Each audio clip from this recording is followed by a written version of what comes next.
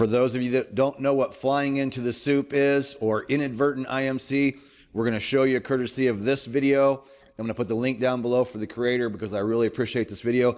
You're going to see what it looks like, and this is what you need to be prepared for.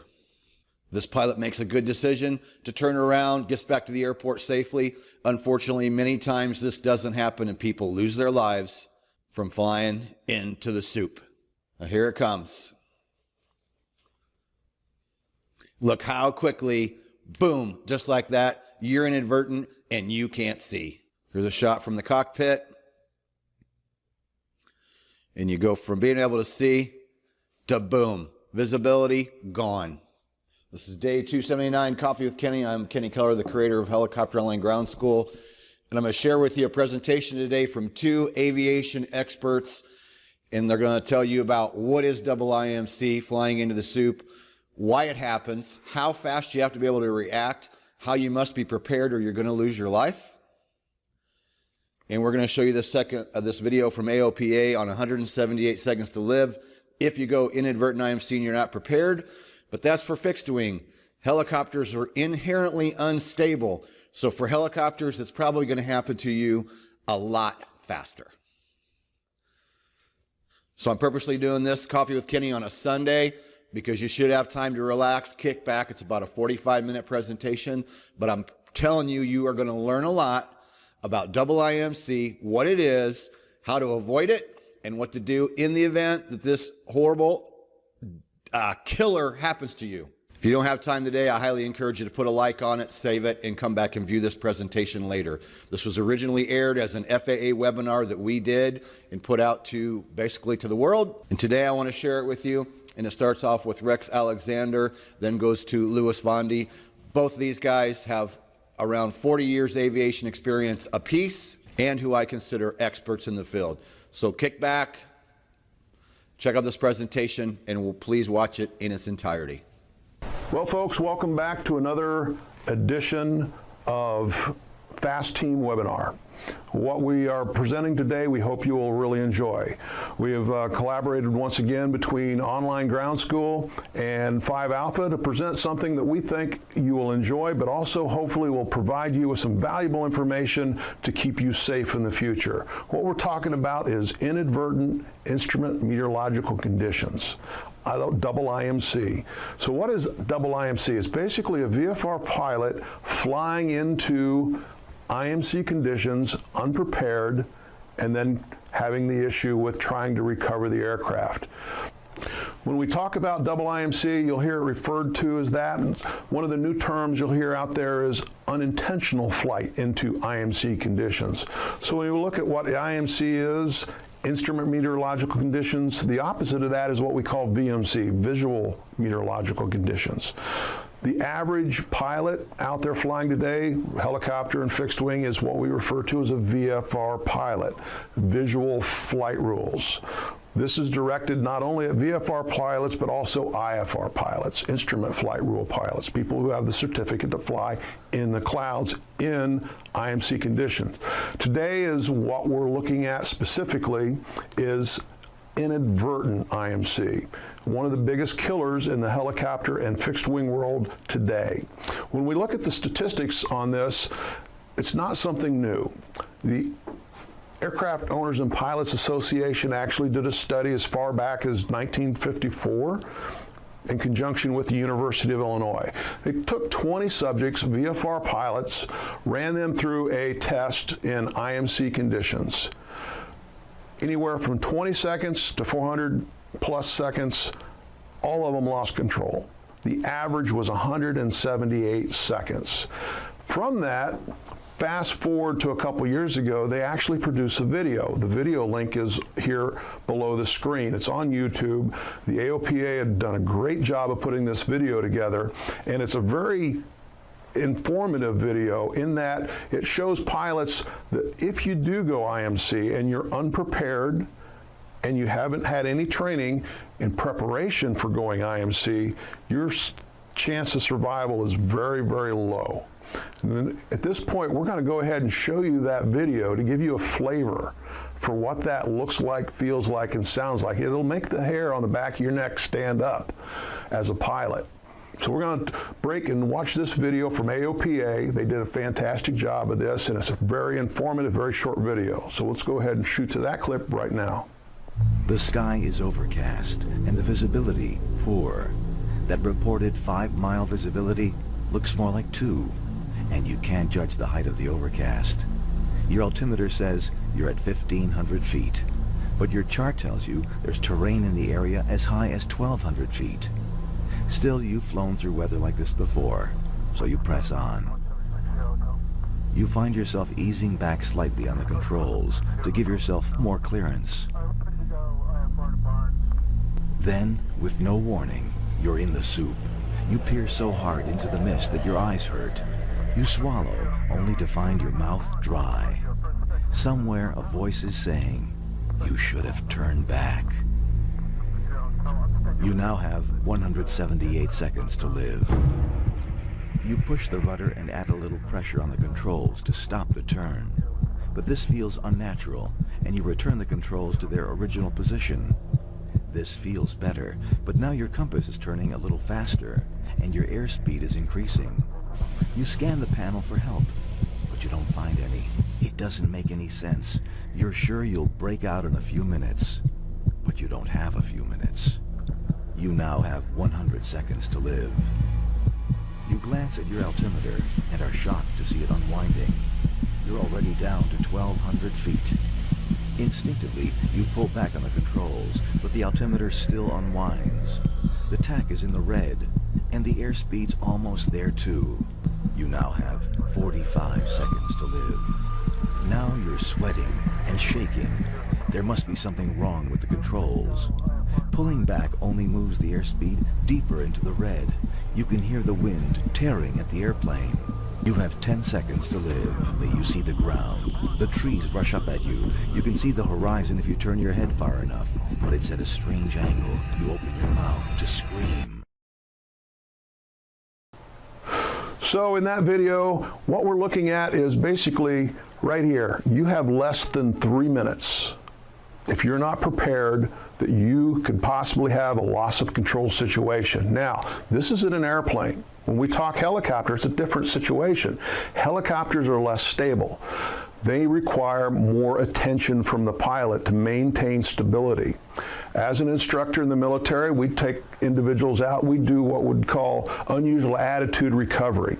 During that, we'd also take helicopter pilots, put them in a very controlled situation, a fixed altitude, a fixed heading, and a fixed power setting.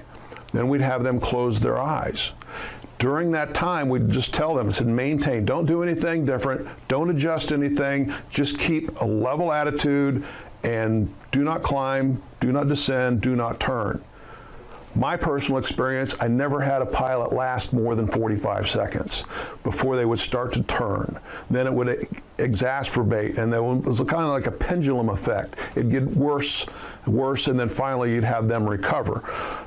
I've never had any student who ever made it past that because we rely so much on our visual indicators for flying the aircraft. What we have to do in a situation when we go inadvertent IMC is we have to trust our instruments, and we have to fess up to ourselves we're inadvertent, because you only have a few seconds. If you don't take immediate actions, from the second you go inadvertent, you're behind the power curve. Now, further on studies, we looked at inadvertent IMC. The U.S. Helicopter Safety Team, which is an organization I am a volunteer with, did some research on this, and they looked at accidents that the 2011 NTSB had reviewed. And out of those 52 inadvertent IMC accidents, 86% were fatal. Think about that for a second. 86% fatal accident rate in inadvertent IMC. That basically gives you a 14% survivability rate if you go IMC and you're not prepared, you've not been trained, and you're not ready for it. The key is preparedness. The key is training. So, when we get into the accident rate, the USHST dug a little deeper, and they looked at accidents from 2009 to 2013. There's 104 fatals. The 3 most common fatal occurrences were Loss of control, or we'll refer to as LOC. Loss of control, as it says here, loss of aircraft control while or deviation from intended flight path, intended flight, loss of control in flight, extreme manifestation of a deviation, generally caused by unintended flight into instrument meteorological conditions, what we're talking about today. So loss of control is manifested a lot of times by inadvertent IMC. Now, the other one we talk about is low altitude operations, collision of near, collision with obstacles, terrain while intentionally operating near the surface. When you go IMC, the ground is not your friend. That's the one thing you want to get away from, because you can't see it, and when you do see it, it's usually too late and you're out of control in a loss of control situation. So these represent 52 accidents, all fatal, 104 fatalities. That is a significant amount. So remember, if you're not prepared, you haven't had the training, you have a 14% chance of actually surviving unintentional flight into instrument meteorological conditions. That is what today is all about. So without any further ado, I'd like to introduce our speaker today. Louis Vondi is going to join us and give you a very in-depth discussion on inadvertent IMC prevention and also education.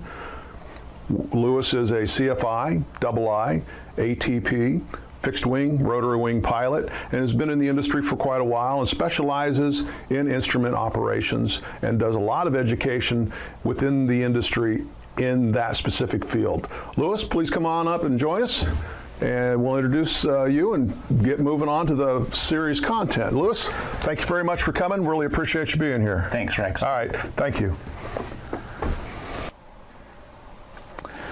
Thanks again, Rex. I'm bringing you this presentation having been a training captain and a check airman in the EMS industry for the last 26 years. Currently, I am the lead single pilot IFR ground school instructor and an IFR instructor and check airman in the EC-135 and the AS-365 for Air Methods Corporation. I have titled my presentation, The Ins and Outs of IIMC. And when we think of IIMC, let's go back to that premise that Rex just presented. AOPA published several years ago that nearly half of all weather-related accidents happen as a result of continued flight VFR into IMC conditions. And sadly, the majority of those accidents are fatal. So considering those statistics which Rex presented, I would like to take 3 flights with which I am familiar that we might learn something about surviving the aspect of encountering IIMC. The first flight occurred on October 19th, 1984. The pilot was to fly from Laramie, Wyoming to Denver, Colorado to pick up the owner of the aircraft. This flight was to be conducted night VMC, and in the flight, the pilot, who was me, encountered lowering ceilings and lowering visibilities approximately 35 miles south of Laramie. At that point, I made the decision to do an 180-degree turn to the left, flying out of the lowering conditions, return back to Laramie, put the airplane away, and drive home and go to bed. My qualifications at the time, I was a commercial rated pilot in airplanes and helicopters, a CFI, again, both in airplanes and helicopters. Total flight time of just under 300 hours, 53 of which were in instruments, entirely hood, and I had a whopping 16 hours of nighttime experience. So considering my qualifications, how did these help contribute to the decision to turn around? There are 4 elements in my decision-making process. First of all, what were my priorities? My main priority was that of self-preservation. Secondly, I needed to be able to eliminate any pressures to conduct this flight, of which there were pressures that day. My boss had dropped this flight into my lap late in the day after firing my mentor, who was originally going to do this flight. So he had an expectation that I would do and complete this flight. In order to conduct this flight, I had to plan this flight well. In that flight planning process, the weather was supposed to be VMC for the flight down and the flight back, but even in the latter aspects of the evening, the flight conditions were supposed to deteriorate. So I had that in mind. And finally, I had to realize how prepared I was to conduct this flight. How much nighttime experience did I have? Was I comfortable to go IFR should that occur? On the very same night, about 40 miles to the east of Laramie, Wyoming, another Mooney was piloted by a non-instrument rated pilot. The plan for this pilot was to fly from Cheyenne, Wyoming up to Casper, about 128 miles to the northwest. This pilot took off in light snow and ended up crashing in a field approximately 5 miles north of Cheyenne. NTSB noted that there were no anomalies to the aircraft until it impacted the ground. The conditions in Cheyenne at the time, it was night, it was dark, visibility was 4 miles. Ceiling was obscured at 400 feet. Temperature was -2 with a dew point of -5, but that's another story for another time. The pilot departed Cheyenne on a VFR, IFR flight plan. And again, as he took off under a special VFR clearance, that flight terminated 5 miles north of the airport. His pilot qualifications included almost 1,300 hours as pilot in command. He had 203 hours in the Mooney 201, which happened to be the same number of hours that he had flown in the last 30 days.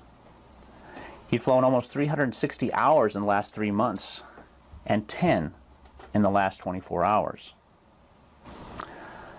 So considering his qualifications, what might we think contributed to his decisions? We go back to those 4 P's again. What were his priorities? It's really unknown to us, but I would think that self-preservation was not one of his priorities.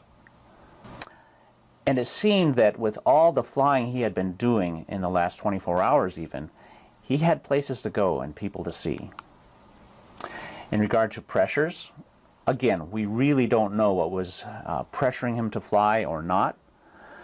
But again, it would seem that he had a purpose. He had something motivating him to take this flight this night into IMC conditions. In regard to his planning, I would say that at best, he was arrogant, and at worst, he was negligent. And was he prepared to handle IIMC? It's my guess that he had spent so much time in the saddle that he was very comfortable flying this aircraft and probably made the assumption that he could handle anything that nature would throw at him. So considering these 2 scenarios, how do you think? Let's look at your priorities. Are your priorities consistent, or do they vary from day to day, from condition to condition? Have you ever taken a flight where you knew that you shouldn't take this flight? What pressures did you succumb to? As far as planning your flight, do you adequately plan your flights? Or are you the type of pilot who goes out and kicks the tire and lights the fire? As we consider these 4 P's, let's take them into consideration as far as getting into IIMC, or even better yet, avoiding IIMC altogether. You might think, how does a pilot like me get into this predicament? I'd like to ask you a question. How many of you have ever thought, this will never happen to me? Well, I'd like to present you with this.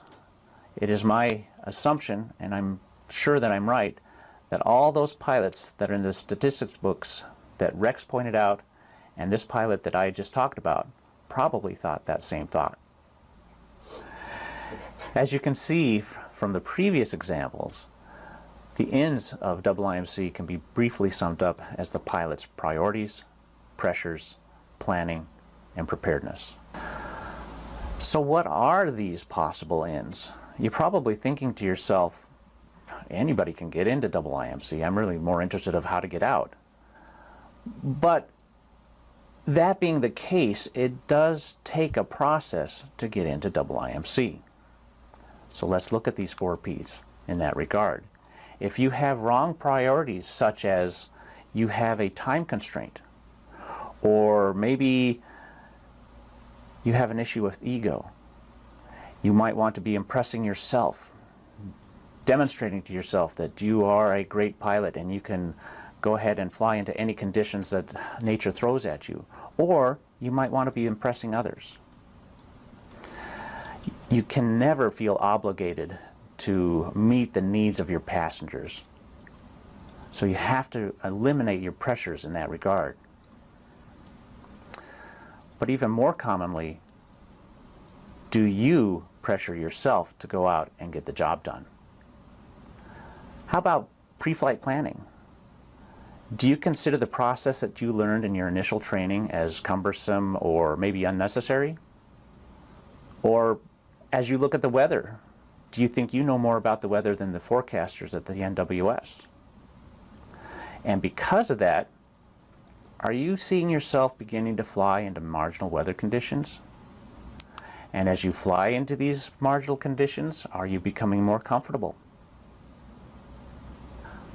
I would like to tell you this. If you're getting comfortable flying in marginal weather conditions, then you are taking the garden path to enter IIMC. In regard to preparedness, do you have a lack of preparedness or an inappropriate level of experience, which could be maybe you think too highly of yourself? Are you overconfident in your abilities? Have you ever told yourself, I'm never going to do that again, but in the future you find yourself in a similar situation? So we've looked at how not to think in regard to these 4 Ps. What should be our focus in regard to these 4 Ps? In regard to priorities, you must have the priorities of professionalism and safety ahead of everything else. And this includes that time that you're planning the flight and during the execution phase of the flight as well. Your decision to fly has to be solely based on thorough planning and accurate observation as you're conducting the flight. And when you plan, the first thing to consider is you have to have a plan. And once you plan the flight, you must fly that plan. Part of the process of planning is to include, what do I need to do should I encounter abnormal contingencies? For example, IIMC. And when you have a good plan, it gives you a solid foundation from which you can deviate should that become necessary. How about preparation? When was the last time that you practiced unusual attitude recoveries? With an instructor, by the way. And as I previously noted, don't let your perception of self make you write a check that you can't cash. Know your limitations. So what I've really pointed out to, looking at the 4 Ps initially, is that of avoiding IIMC altogether. But what if IIMC becomes a reality? What if the unimaginable happens and you're up to your eyeballs in clouds? Well, we can't do like the turtle in the old cartoon and say, "Help me, Mr. Wizard." So now that you're in IIMC, how are we going to get out of IIMC? First of all, we have to have those right priorities.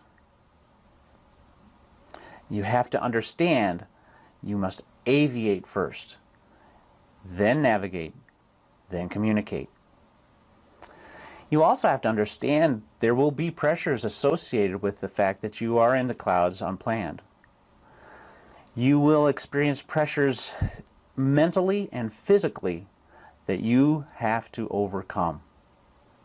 Believe it or not, planning is going to give you a point from which to start.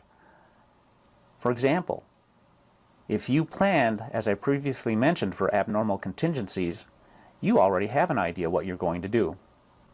And how about that preparedness aspect? You need to really get frequent and perfect preparation, or we might even think of it as frequent and perfect practice. Vince Lombardi once said, "Practice does not make perfect. Only perfect practice makes perfect." Now let's fast forward to August 7th, 1998. This particular flight once again involves me. I was an EMS pilot in Duluth, Minnesota, flying in a dual pilot IFR operation. On this particular day, the second pilot was unavailable, so I am by myself. I'm actually giving you two scenarios for the price of one at this point. Early in the day, I had a request to fly from Duluth, Minnesota to Ironwood, Michigan. As I was about halfway to Ironwood, I encountered low ceilings and low visibilities, and I made the determination, as I did in my first example, to do a 180-degree turn and fly back to base. Later that day, on a subsequent request, the crew and I were requested to go from Duluth, Minnesota up to Grand Marais. But as Paul Harvey would say, and now the rest of the story. Shortly after I took off from Grand Marais to return to Duluth, I encountered lowering ceilings and visibilities as I got abreast of this high ground. Visibility ahead of me was deteriorating. I was experiencing flat light as I looked out across Lake Superior, and it appeared that the ceilings were getting lower as the winds were blowing the cloud deck over the mountains. After making those observations, I had made the determination that there was no good place to land. Turning around created some risk because of the high ground to my right and the flat light to my left. So I made the conscious decision at that point to control the aircraft, climb into IMC, and contact ATC and let them know what I just did. My qualifications at this time: I was now an ATP helicopter pilot, commercially rated in airplanes, both single and multi-engine. I was also a CFI and double I in airplanes and helicopters. I had a total flight time of close to 4,200 hours, 324 of which were instrument, a combination of actual instrument and hood. And finally, I include 513 hours of nighttime experience because flying in northern Minnesota in the rural areas that we experienced, much of that time at night we did not have a visual horizon, so we were experiencing IMC. So what contributed to my decision? You guessed it, it's those same 4 Ps: priorities, pressures, planning, and preparedness. My first priority is to maintain aircraft control. My second priority is that I would make decisions based on the fact that I wanted to come back and fly this same mission again tomorrow.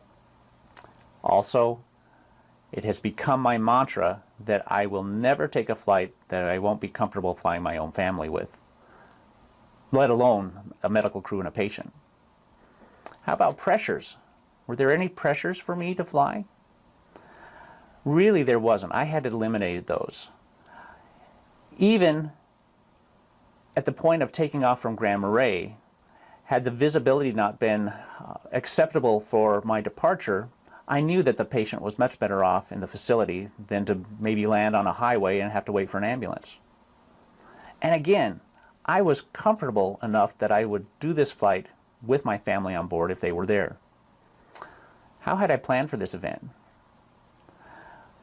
I had done thorough pre-flight checks regarding weather on both of these flights. Before I took off on the second, the flight visibility in Duluth was VMC. It was turning into a beautiful day.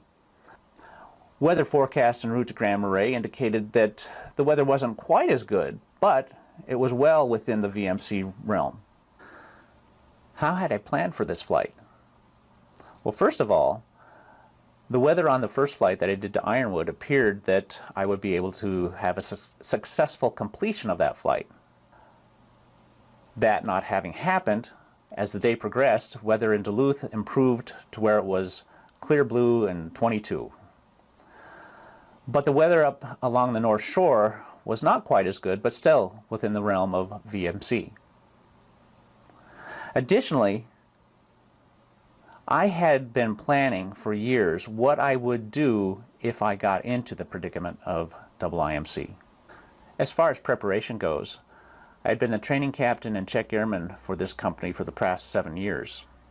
I was training 9 pilots in this organization, and one of the tasks that I trained regularly was that of unusual attitude recovery.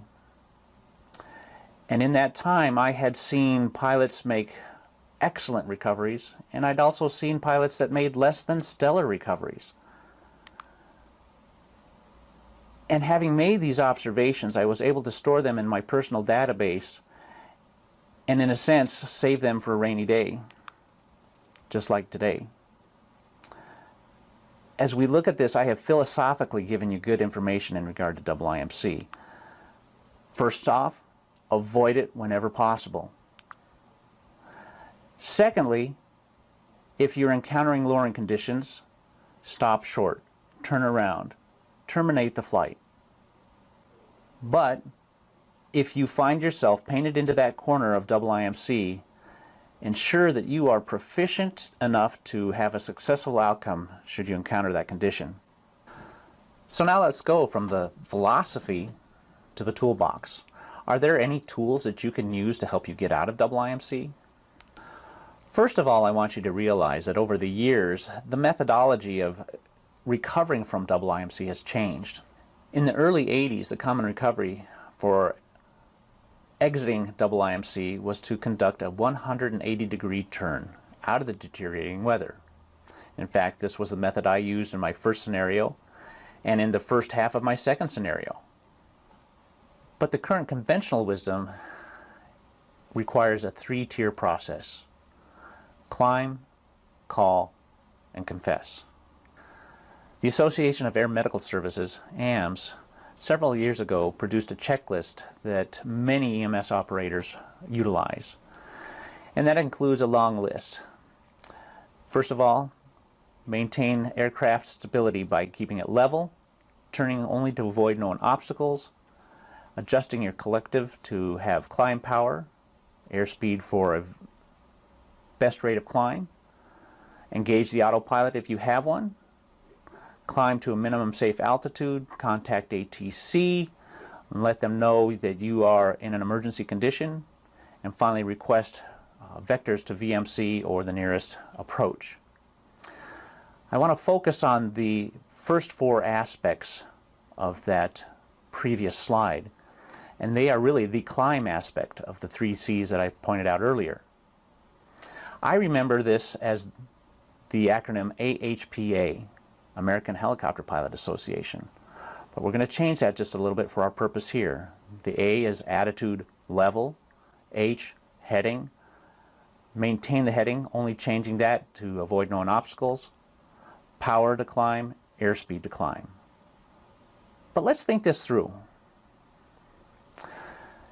If we, as good helicopter pilots, react as we have been taught to react, in a rather rapid manner during an emergency situation, might there be any negative connotations?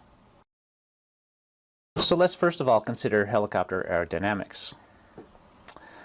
Can the result of an appropriate control input lead to an aerodynamic resultant of an unusual attitude?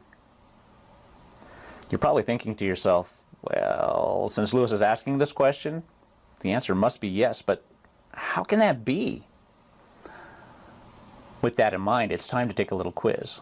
Let's brush the cobwebs out of the mind and maybe brush a little of that rust off in these 2 questions. First, what happens to the helicopter about the lateral axis if the pilot makes a rapid increase on the collective to initiate a climb? Is it A, there will be no pitch change in the attitude of the aircraft? B, the nose of the aircraft will pitch up? C, the nose of the aircraft will pitch down? Or D, all of the above? You're correct. The answer is B. The nose of the aircraft will pitch up.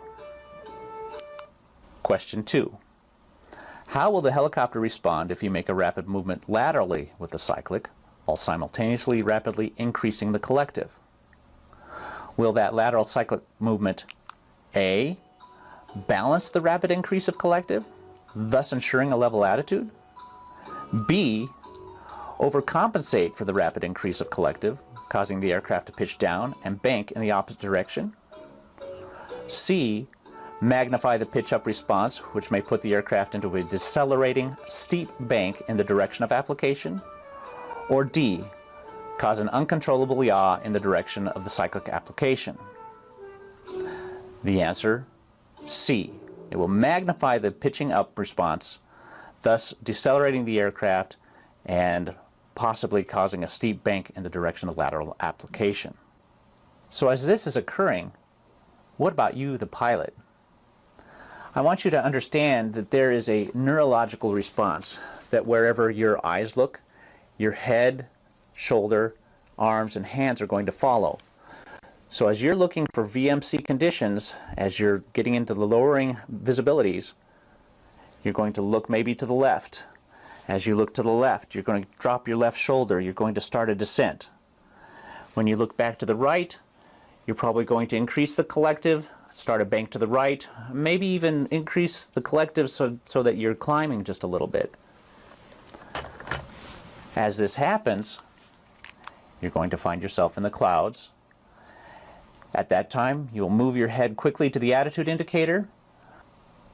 And if you think about this, might this tumble your internal gyros? Absolutely. Absolutely. So what type of illusion are you experiencing? It doesn't matter. Who cares? When we overanalyze things, trying to answer questions like these, we're going to lose everything in double jeopardy in just under 3 minutes. So when this happens, we have to remain calm, cool, and collected when we're making control inputs. But let's not complicate this process too much.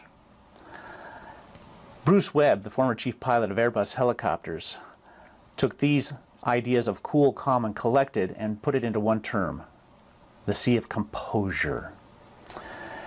And here's a tool that will help you maintain your composure. When you come down to your attitude indicator, I want you to consider that the 5-degree nose up and the 5 degrees nose down attitude markings are your pong paddles. The ball of the nose of the aircraft is your pong ball.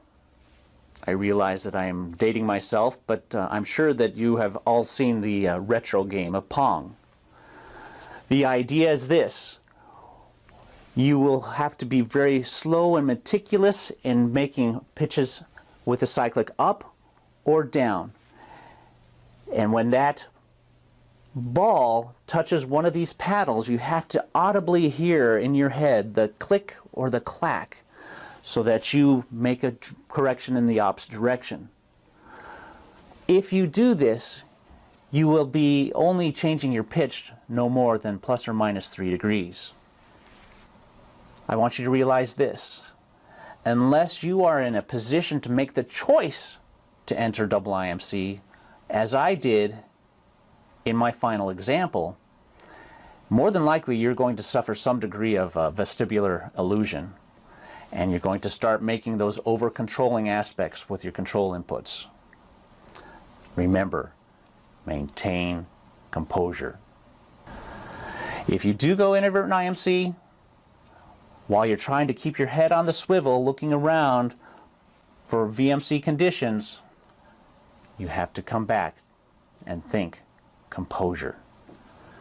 So perform those 3 C's of climb, call, and confess, but always preface those 3 C's with the 4th of composure. Some of you might be in a position where you're flying helicopters that have a simple or maybe even a more complex autopilot. And you might think to yourself, since I'm flying this aircraft with an autopilot, I can always use that to rescue me.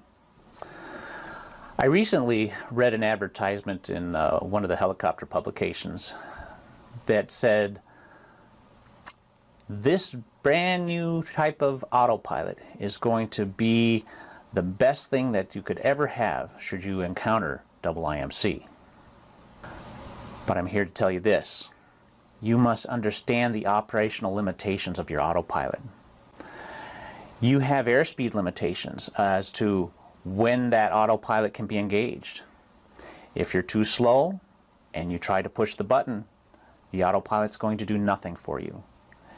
If you are oscillating such that you are in a rapid descent gaining airspeed, you may have exceeded the maximum airspeed for that autopilot. Or maybe you were within the realm of the airspeeds, the low and the high side, but still in an accelerative attitude when you engage the autopilot. If you exceed that limitation of the high-end airspeed, the autopilot will disengage. Therefore, you must be able to recover double IMC solely based on your ability to fly this aircraft hands-on. The focus thus far has been focused on that first aspect of climb. But we can't forget the aspects of call and confessed either. Once you have maintained control of the aircraft, you've climbed to a safe altitude, it is now your obligation and duty to contact approach control and let them know that you are in double IMC conditions. You would state something like this: approach control, this is helicopter 12345, I'm IMC, declaring an emergency. You might wonder, well, why am I declaring an emergency if I've finally gotten to the point where I'm under control and I'm comfortable? Declaring an emergency allows you to utilize FAR 91.3 paragraph B, and that is, in an in-flight emergency requiring immediate action, the pilot in command may deviate from any rule of this part to the extent required to meet that emergency. The mere fact that you've entered IMC without a flight plan and without a clearance really means that you've already violated regulations. So this will help you in protecting your certificate. It's also going to help the pilots that are flying in your area in that ATC will now clear them out of your way. So let's review those 4 P's. In regard to priority, you have to exercise the fact that you are the leader that everyone in that helicopter is depending on.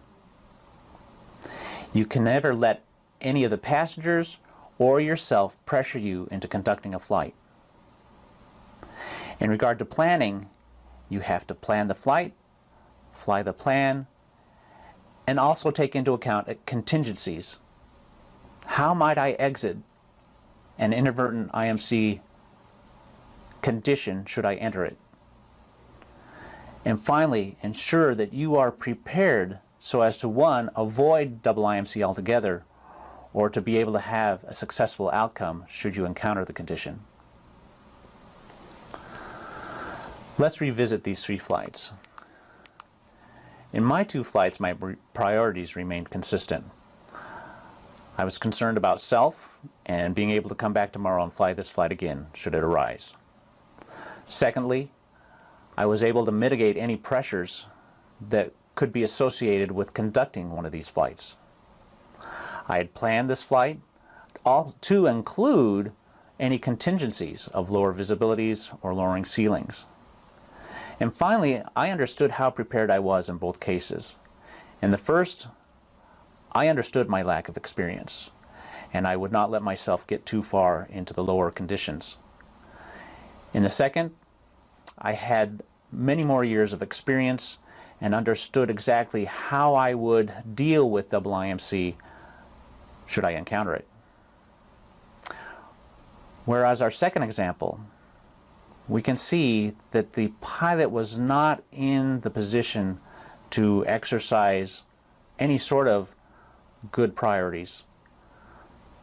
There were pressures, whether they were internal or external, that made him even possibly avoid planning the flight or being negligent in that flight planning. And finally, he may have thought too highly of himself. He'd been flying that aircraft for over 200 hours. And so he felt comfortable possibly in encountering conditions that he was not able to successfully fly from. In conclusion, I want you to realize that no one ever plans to become a statistic of the NTSB. So if we consider this, we should realize that that puts you and me on a level playing field. The only difference is we can utilize these three examples and the ones presented by Rex to stay alive and not become a statistic. So I want you to remember this. First of all, avoid double IMC whenever possible, even in the pre-flight planning phase. We can avoid that double IMC through good pre-flight planning and also assessing our weather accurately as we're on a flight. And remember, if you've painted yourself into a corner regarding these deteriorating conditions, make the choice to keep the aircraft under control. If you truly enter IMC inadvertently, remember this: composure is key to your survival. Regardless of how you get into the double IMC, maintain composure, climb, considering attitude, heading, power, and airspeed, and finally call ATC and confess what you've done. I'd like to thank you for attending our double IMC webinar. If you have any questions, you can contact me at lewis@coptervectors.com or any of us here at Helicopter Online Ground Schools. Thank you. All right, I know that was a really long presentation. That's some life-saving material there. And in the Midwest, it's that time of the year where we have to really start thinking about this. It can happen any time of the year, but I thought this would be a great day to do it on a Sunday. We're into fall. This is just hands down good information. So put your comments down below. Go to helicopterground.com below if you'd like to check out any of our courses, private, commercial, CFI, and instrument. Please subscribe and click the bell so you can be notified of our daily video. And we'll see you in day 280. Peace out.